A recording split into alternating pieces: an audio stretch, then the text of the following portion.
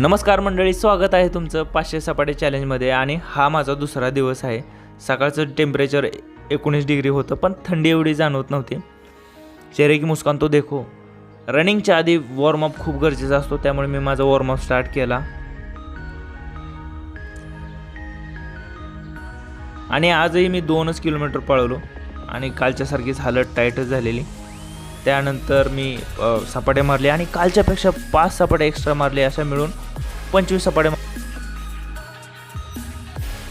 त्यानंतर मी थोडेसे पुशअप्स मारले आणि एक्स्ट्रा इव्हेंट म्हणून मी स्किपिंग ॲड केली. आणि त्यानंतर मी थोडेसे सूर्यनमस्कार केले.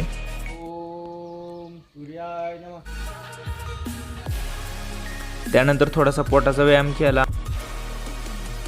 वर्कआउट नंतर स्ट्रेचिंग खूप गरजेचे असते, पण फॅटच खूप झालेला आहे. सो ठीक आहे, भेटूया उद्या. धन्यवाद.